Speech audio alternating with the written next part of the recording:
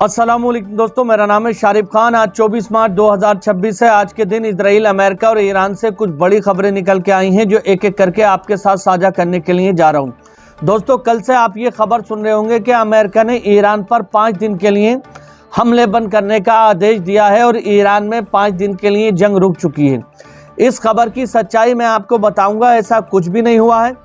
कल से जो आप खबरें गोदी मीडिया के चैनल्स पर देख रहे हैं उसमें बहुत बड़े पैमाने पर झूठ दिखाया गया है और ऐसी चीज़ें दिखाई गई हैं जो हुई भी नहीं।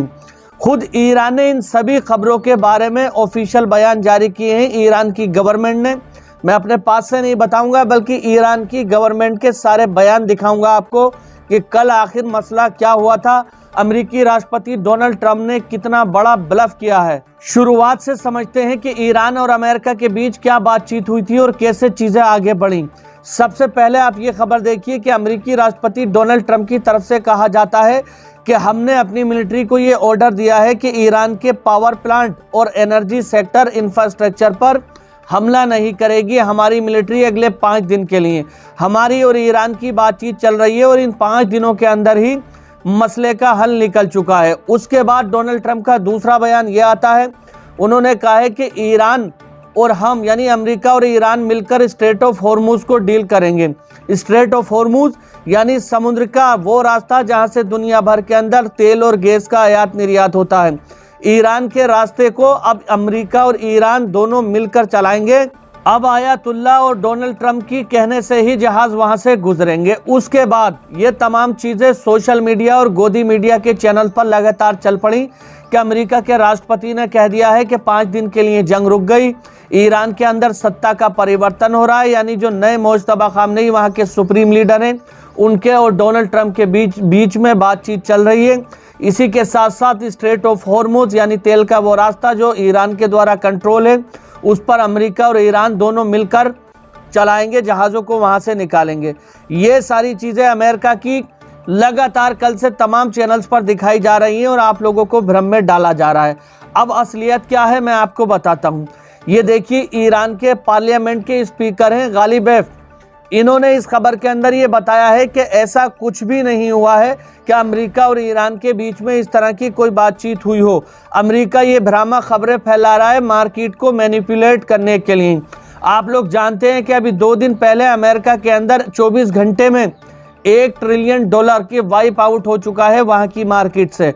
अमेरिका की तेल कंपनीज और अमेरिका के बहुत सारे ऐसे बिजनेसेस जो मिडिल ईस्ट के दम पर चलते थे, लगातार उनके शेयर गिरते चले जा रहे हैं। तो अमेरिका ने ये झूठ चलाया, अमेरिका ने ये फेक न्यूज़ चलाई ताकि अमेरिका की शेयर मार्केट बनी रहे और इसी के साथ साथ अमेरिका का जो डॉलर, जो पैसा लगातार डाउन हो रहा है वो बना रहे। अब गालिबेफ ने कहा है कि हमारे साथ ऐसा कोई कुछ भी नहीं हुआ है और अमेरिका ने ईरान के एनर्जी इंफ्रास्ट्रक्चर को हमला करने से जो मना किया है उसके पीछे की कहानी समझ लीजिए।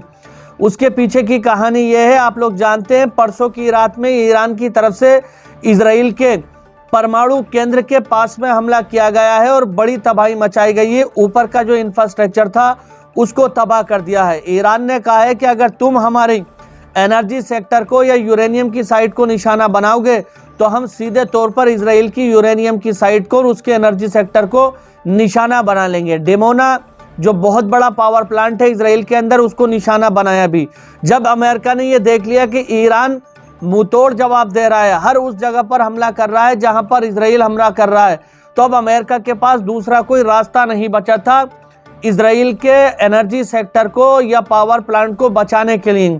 तो अमेरिका की तरफ से कहा गया है कि हम तुम्हारे पावर प्लांट पर हमला नहीं करेंगे, तुम हमारे पावर प्लांट पर हमला मत करना। ये मजबूरी के तहत अमेरिका की तरफ से डिसीजन लिया गया है, बहुत बड़ी मजबूरी में, क्योंकि ईरान लगातार उनके एनर्जी सेक्टर को तबाह कर रहा था। तो ऐसा नहीं है कि अमेरिका ने जंग रोकने के लिए ये सब कुछ किया हो। अमेरिका ने अपने एनर्जी को बचाने के लिए, इजराइल की एनर्जी को बचाने के लिए ये फैसला दिया है। ईरान के साथ में कोई भी मीटिंग नहीं हुई है जंग बंदी को लेकर। गालिबेफ ईरानियन पार्लियामेंट के स्पीकर अपने बयान के अंदर कह रहे हैं। इसी के साथ साथ ईरान के राष्ट्रपति पेजेश्कियान ने इस बात का खुलासा किया है कि हमने अमेरिका के साथ कोई डील नहीं की है और यह भी कहा है कि स्ट्रेट ऑफ हॉर्मुज तेल का वो रास्ता जिसको ये कह रहा है कि अमेरिका और ईरान मिलकर डील करेंगे।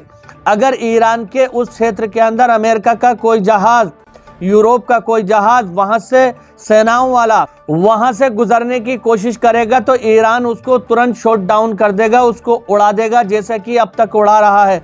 स्ट्रेट ऑफ हॉर्मुज पे हमेशा से ईरान का कंट्रोल था और ईरान का ही कंट्रोल रहेगा।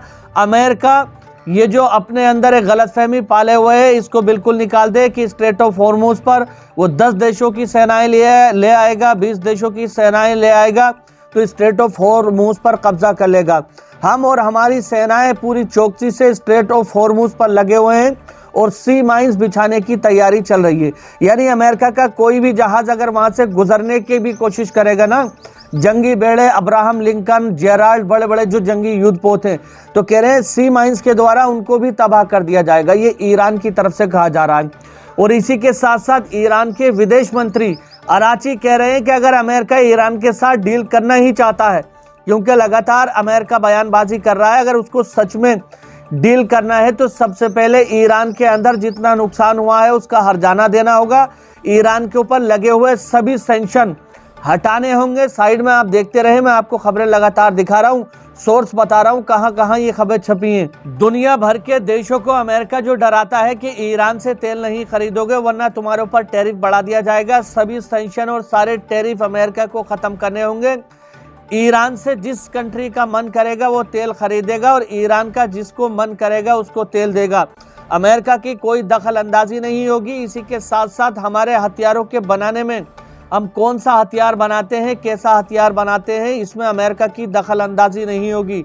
यानी पूरी तौर पर अमेरिका के ऊपर प्रेशर बनाकर ये डील हो सकती है। ईरानी विदेश मंत्री कह रहे हैं कि हम अमेरिका के सामने झुकने वाले नहीं हैं। जो वो बातें बनाकर अपनी इज्जत को बचाने की कोशिश कर रहा है, ऐसा नहीं है। हम चौड़े में खड़े हैं और लगातार इस जंग को लंबे समय तक लड़ते रहेंगे। और अरबी देशों को किस तरह से उसके ऊपर कंट्रोल किया है ईरान ने, वो आगे मैं आपको दिखाऊंगा, जिसके चलते अमेरिका और ज्यादा मजबूर हो गया है। पहले ये खबर देखिए, इसमें लिखा हुआ है US and Iran official are expected to meet Pakistan this week.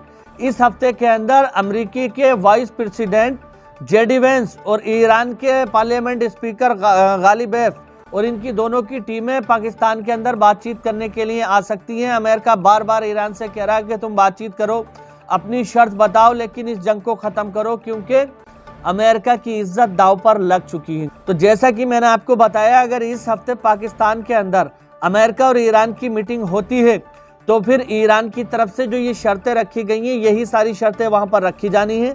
America अगर इन शर्तों को मानेगा तभी ये जंग खात्मे की तरफ जाएगी, और नहीं मानेगा तो ये जंग और ज़्यादा एक्सपेंड कर जाएगी।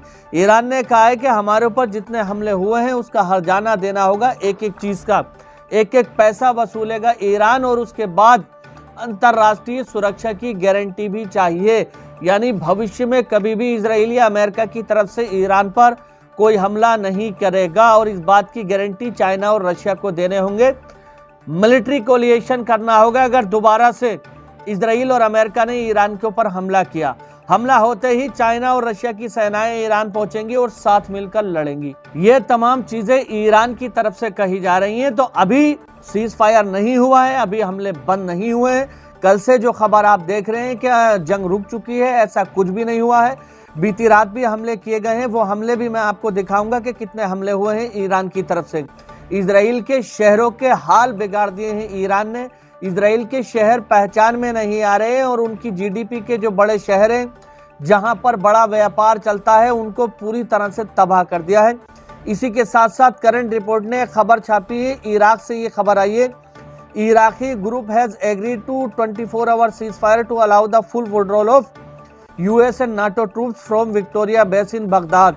इराक के बगदाद शहर के पास में अमेरिका और नाटो देशों के जो सैन्य ठिकाने बने हुए थे, तो अमेरिका और नाटो देशों के सैन्य ठिकानों के बीच इराकी मिलिशिया के साथ इनका ये एग्रीमेंट हुआ है कि 24 घंटे तक नाटो के या अमेरिका के सैन्य ठिकानों को निशाना नहीं बनाया जाएगा, और इस 24 घंटे में नाटो की और अमेरिका की सेनाएं बगदाद को छोड़कर चली जाएंगी। ये हाल हो चुका है वहां पर अमेरिकी सैन्य ठिकानों का। आप देख लीजिए कि 24 घंटे के अंदर नाटो की और यूएस की फोर्सेस बगदाद के अंदर विक्टोरिया बेस से पूरी तरह से चली जाएंगी। विक्टोरिया बेस को खाली कर दिया जाएगा। ये उसी तरह का मंजर हो रहा है जैसे तालिबान में हुआ था। आप लोग जानते हैं कि अमेरिकन गवर्नमेंट ने तालिबान के साथ में एग्रीमेंट किया था और वहां से अफगानिस्तान को खाली करके छोड़कर चली गई थी। 20 साल तक ये जंग चली थी, उसके बाद भी अमेरिका को जाना पड़ा था। तो अब ईरान ने हालात ऐसे कर दिए हैं मिडिल ईस्ट के अंदर कि अमेरिकी सेनाओं को वहां से जाना पड़ रहा है अगर उनको शांति बहाल करना है। तो जैसे जैसे समय बीत रहा है वैसे वैसे ईरान की तरफ से और भी खतरनाक हमले किए जा रहे हैं। अमेरिका समझ चुका है, इजराइल समझ चुका है कि ईरान को हराना मुश्किल ही नहीं नामुमकिन काम है। बातचीत से ही ये मसले का हल हो सकता है और बातचीत तभी हो सकती है जब ईरान की शर्तों को माना जाएगा।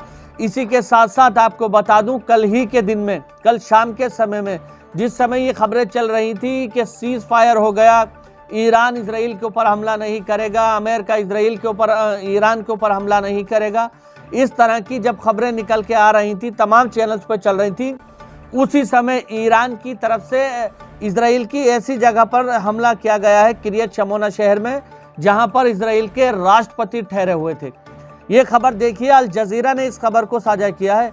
अल जजीरा कह रहा है कि Israeli president Isaac Herzog was forced to take cover a missile struck by near shortly after give a press conference in Israel Kiryat Shmona. Israel के शहर किरियत शमोना में जब इजराइल के राष्ट्रपति पत्रकारों को इंटरव्यू देते हुए जानकारी साझा कर रहे थे, उसी समय ईरानी मिसाइलें उनसे कुछ दूरी पर आकर गिर रही थी। जैसे ही मिसाइलें गिरी, तुरंत प्रभाव से इजराइल के राष्ट्रपति को सुरक्षित जोन के अंदर लेकर के जाया गया। अफरा तफरी का माहौल मच गया और वहां की जो मीडिया है लगातार वो बता रही थी कि देखो ईरान इस तरह से हमला कर रहा है और राष्ट्रपति यहां से निकल रहे हैं। तो ये खबर दिखाती है कि ईरान की तरफ से अभी भी इजराइल पर हमला किया जा रहा है। कोई भी ऐसी डील नहीं हुई है जिससे कि जंग को रोका जा सके। हाँ, जंग रुकना चाहिए, इस बात का हम समर्थन करते हैं कि जंग किसी भी मसले का हल नहीं है, केवल बातचीत से ही मसले का हल निकलता है। तो चाहे कोई भी पहल कर रहा है, ये बात अच्छी है कि जंग रुके, जंग को रुकना चाहिए, बातचीत दोनों देशों को बैठकर आपस में करना चाहिए। हमारा ये वीडियो दिखाने का मकसद ये नहीं है कि हम जंग के समर्थक हैं, नहीं, हम शांति के समर्थक हैं।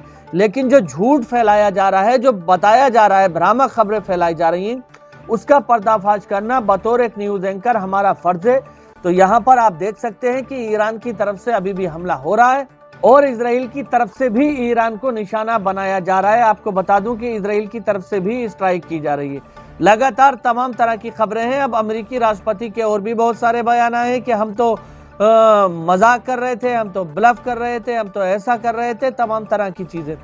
मगर ये साफ तौर पर ये सारी चीजें दिखा रही हैं कि इजराइल और अमेरिका इस जंग को अपने हाथ से, उनके हाथ से निकलती चली जा रही है। वो लूज कर रहे हैं इस जंग को।